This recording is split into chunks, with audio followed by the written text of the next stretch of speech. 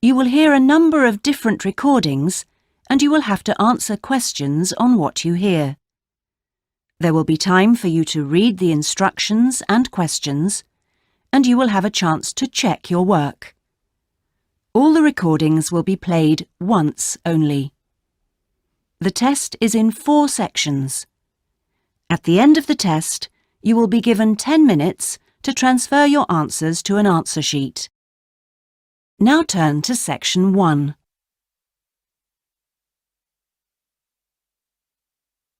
Section 1. You will hear a conversation between a student and a job advisor. First, you have some time to look at questions 1 to 5.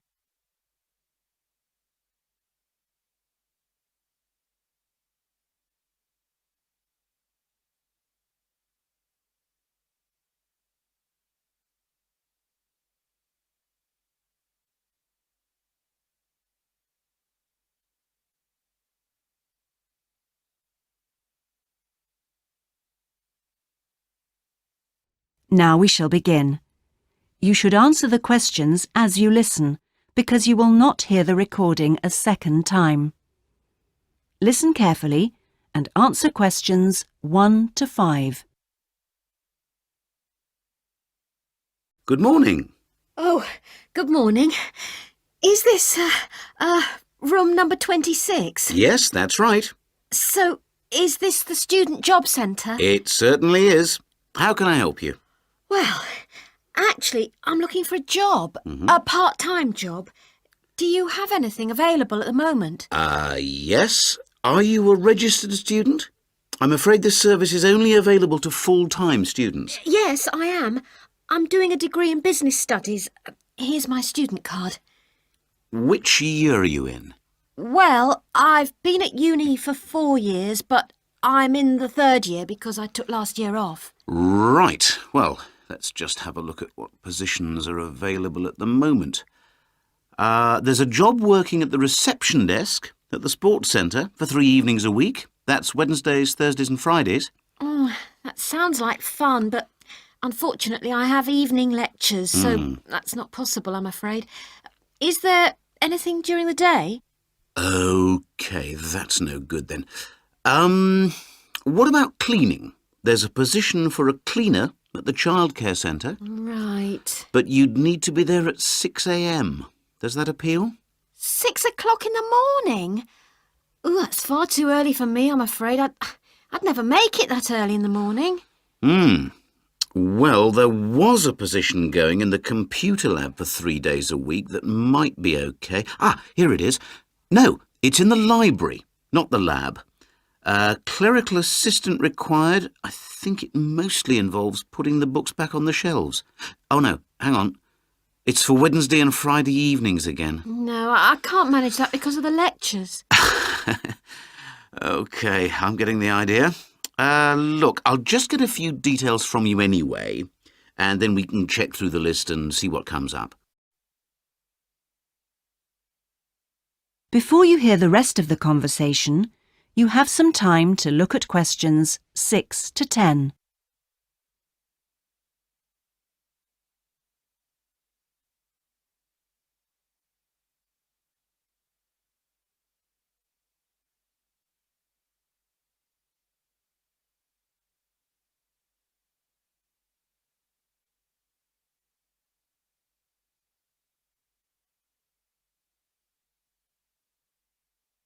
Now listen and answer questions 6 to 10.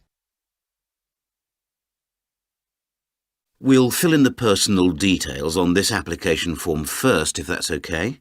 Yeah, that's fine. Now, what's your name again? Anita Newman. That's Newman. And your address, Anita? I'm in one of the halls of residence for postgraduate students. You know, International House. OK, that's easy. What's your room number there? Room B569. No, sorry, B659. I always get that wrong. I haven't been living there very long. Do you have any other skills? Typing, languages, that sort of thing? Well, I speak some Japanese. Right, I'll make a note of that.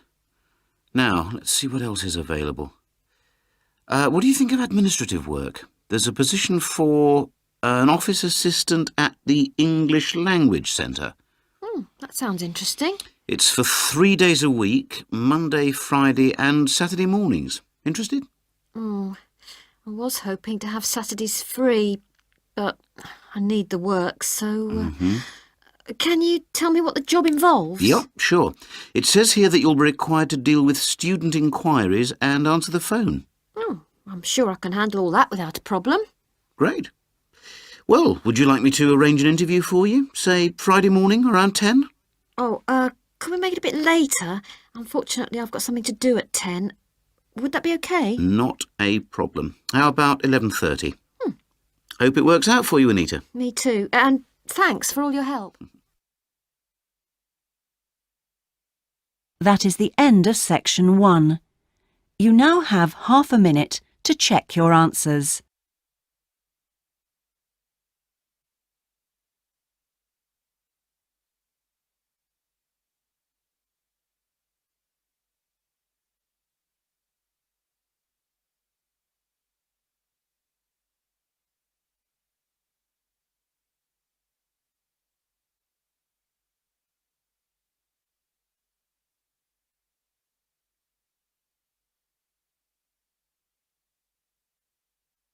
Now turn to section 2.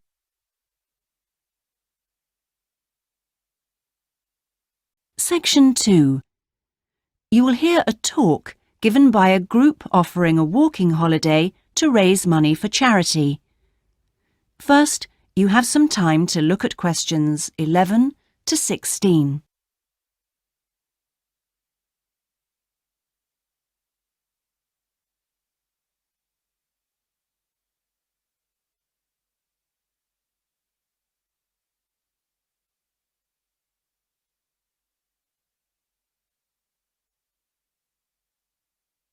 Now listen carefully and answer questions 11 to 16. Good morning. I'm very pleased to have been invited along to your club to talk about our charity-sponsored walking holiday for education aid. I'll start by giving you a brief overview of what it entails. First of all, let me explain what we mean by sponsored here. This is where people promise to donate money to the charity if you achieve your goal.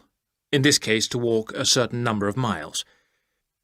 Basically, we are organising a 10-day holiday from the 6th to the 16th of November, with 8 days actual walking, trekking in the Samira Mountains. Let's have a look at some of the details. We require you to raise sponsorship money of at least $3,200, paying $250 of it up front as a deposit, and the rest in stages throughout the year. Out of this, about 35% will go on your expenses, and that leaves 65% guaranteed to go to the charity. Which brings me to the most important part. This trek is being specifically organised to help education in the Samira region. Last year, we helped train teachers for the disabled, and this year we're focusing on the pupils. Each of the walkers' sponsorship money will go to help an individual special needs pupil in one of the mountain schools. In the second part of the talk, I'll be giving you a lot more details. But back to the basic information. Age limits. This is the second time we've run this kind of holiday, and on the first we even had an 80-year-old. But we found it was wise to establish limits this time. You have to be at least 18, and the top limit is now 70. Though you need to obtain a health certificate from your doctor if you are over 60 years old. Now, the Samira Mountains are among the highest in the world, but you mustn't be too daunted. We will mainly be trekking in the foothills only, although there will be spectacular views even in the foothills. However, you will need to be extremely fit if you aren't now and you're interested in coming with us. You have plenty of time to get into shape. You'll be sleeping in tents, so you must have quite a bit of equipment with you, but you will be helped by local assistants. Your bedding and so forth will be carried by them. We ask that you only walk with a small rucksack with needs for the day. I don't think I've really said enough about the marvellous area you'll be walking in. Let's have a look at some of the sights you'll be seeing. Apart from these spectacular snow-covered peaks and valleys, There are marvellous historic villages. The area has been famous for centuries for making beautiful carpets, although recently there has been a trend to move into weaving blankets and wood carving. The people are extremely friendly and welcoming. We deliberately keep the party small in size to minimise disruption to people and landscape. Before you hear the rest of the talk, you have some time to look at questions 17 to 20.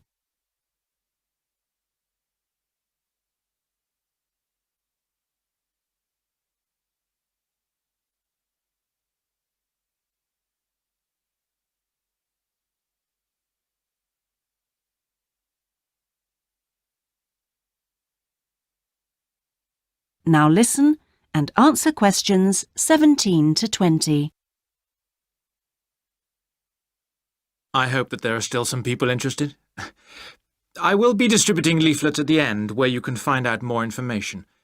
But just for the moment, I'll outline the itinerary, the main high points of the holiday. Obviously, you'll start by flying out to Kishba, the capital city, on day 1. After a couple of days to acclimatise yourself, you'll start the trek on day 3, walking through the enormous Katiba forest, which will take the whole of the day. Day 4 takes us higher up, going through the foothills, past a number of villages, and visiting a school for the disabled in Sohan. Then you have a rest day, that's day 5, before going to the spectacular Kumi Temple, with 12th century carvings, set in a small forest by a lake, and that's day 6, the highlight for many. We stay near there for day 7, because then comes the hardest day, walking through very mountainous country, but culminating in a swim in the Partey Falls. This is the highest waterfall in the region. Day 9 is much easier, with part of the day spent in a village where they make some of the gorgeous red blankets. Then back down to Kishba and the journey home. So, you can see it's a pretty packed timetable. That is the end of section 2. You now have half a minute to check your answers.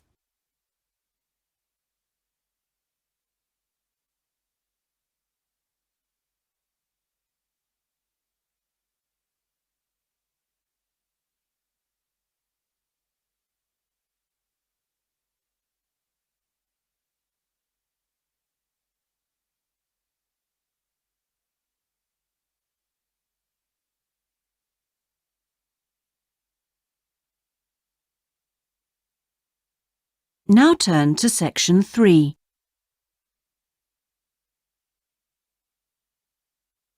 Section 3. You will hear part of a seminar on ocean research given by a climate scientist.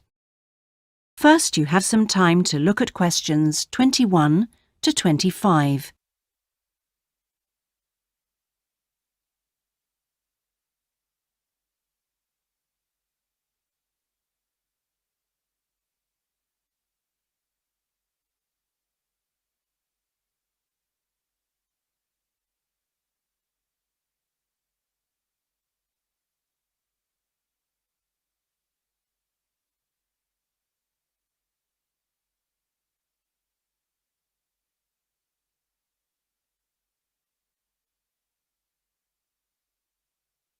Now listen carefully and answer questions 21 to 25.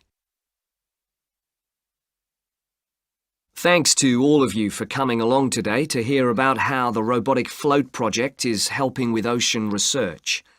Well, first of all, we'll look at what a robotic float does and its use.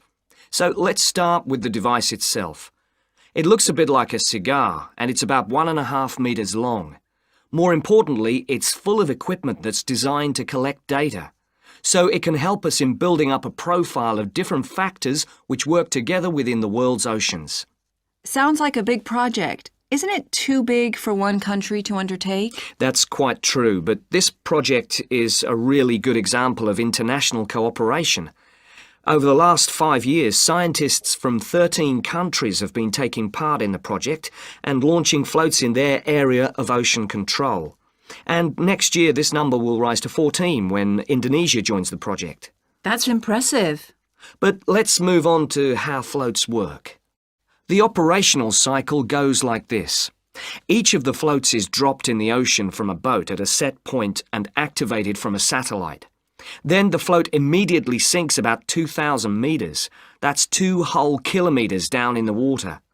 It stays at this depth for about 10 days and is carried around by the currents which operate in the ocean at this level. During this time, it's possible for it to cover quite large distances, but the average is 50 kilometres. So, what is it actually recording? Well, at this stage, nothing.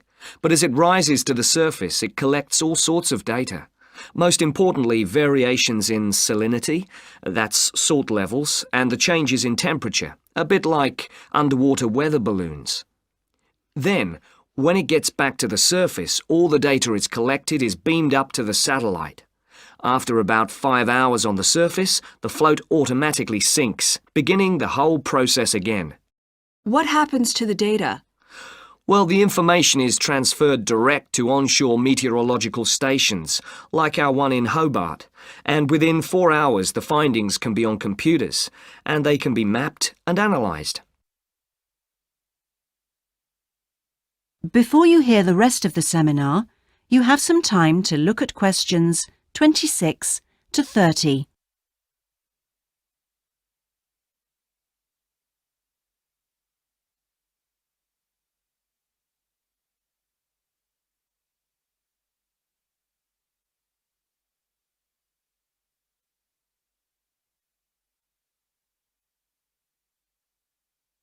Now listen and answer questions 26 to 30. You say you're building models of the world's ocean systems, but how are they going to be used? And more importantly, when?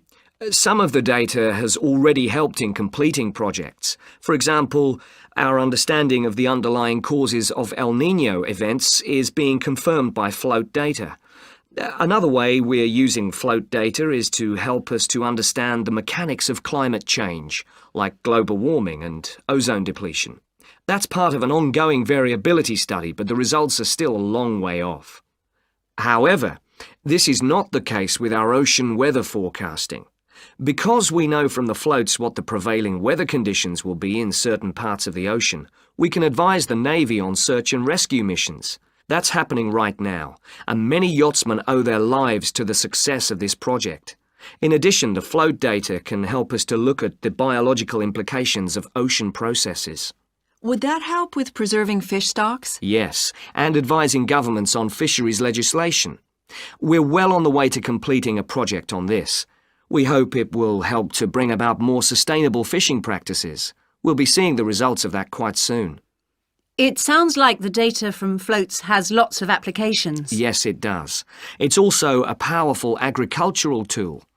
If we were aware of what the weather would be like, say, next year, we could make sure that the farmers planted appropriate grain varieties to produce the best yield from the available rainfall. That sounds a bit like science fiction, especially when now we can't even tell them when a drought will break. I agree that this concept is still a long way in the future, but it will come eventually, and the float data will have made a contribution. That is the end of section 3. You now have half a minute to check your answers.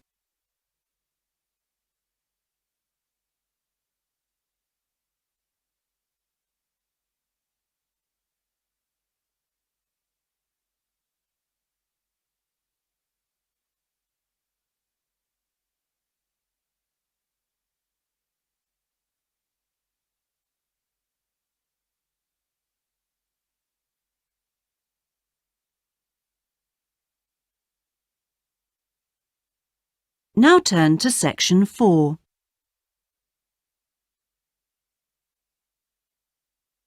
Section 4. You will hear part of a lecture about hotels and the tourist industry. First, you have some time to look at questions 31 to 40.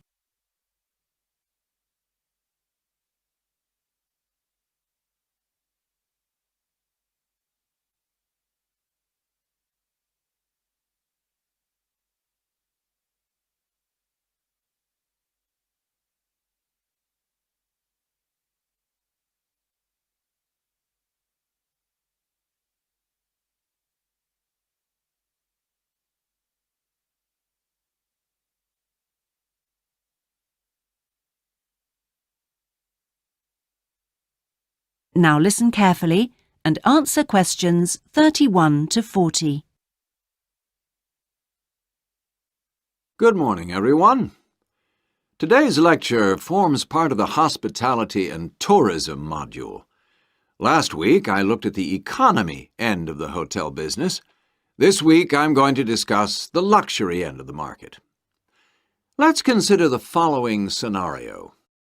You wake up in the middle of the night in a strange hotel miles away from home, disoriented most probably from jet lag, when even the most expensive surroundings can seem empty and dispiriting. You have paid a great deal of money to stay in this first-class hotel with its contemporary technology, but according to recent research carried out by an international travel and public relations company, all is not well. The research suggests that even the most opulent, luxurious hotels seem to have underestimated the most basic needs of their customers, be they traveling for work or pleasure. The need to feel at home in surroundings which are both familiar and inviting. Do these findings, however, apply only to hotels situated in particular areas? Is it possible that the external environment can affect a guest's well-being? The company's research covered a whole range of different hotel types, both independent hotels and those which are part of large chains. They investigated chic so-called boutique hotels in the heart of downtown business districts, stately mansions located in the depths of beautiful countryside, and plush hotels built at the edge of tropical beaches, surrounded by palm trees and idyllic blue ocean.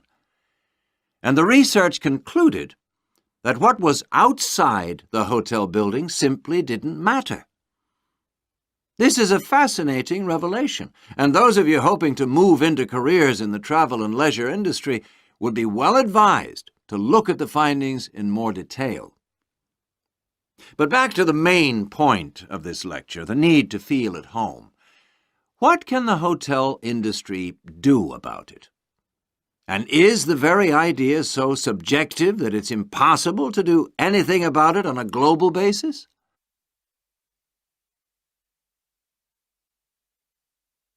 However, nothing stands still in this world. One company has come up with the slogan, "Take your home with you," and aims to provide clients with luxury serviced apartments. Those in the business travel industry maintain that these serviced apartments dispense with all the unwanted and expensive hotel services that business travelers don't want, while maximizing the facilities they do want. For example, not only sleeping and living accommodation, but also a sleek modern kitchen that allows guests to cook and entertain, if they wish, at no additional cost. The attractions of such facilities are obvious, and it'll be interesting to see whether the company manages to establish a trend all over the world and make a lasting impact on the luxury accommodation market. Now, finally, I want to consider the psychology underpinning the traditional holiday hotel industry. As a hotelier, how do you go about attracting people to give up the security of their own home and entrust themselves to staying in a completely strange place and sleeping in an unfamiliar bed? Firstly, hotels exploit people's need to escape the predictability of their everyday lives. For a few days, people can pretend they are free of responsibilities and can indulge themselves. Secondly, there is something very powerful in our need to be pampered and looked after. It's almost as if we returned to being a baby when everything was done for us and we felt safe and secure. And not far removed from this is the pleasure in being spoilt and given little treats, like the minuscule bottles of shampoo and tiny bars of soap, the chocolate on your pillow at night. And we actually forget that we are paying for it all. Next week, I'm going to look at eco-hotels, a fairly new phenomenon, but increasingly popular, particularly... That is the end of section 4. You now have half a minute to check your answers.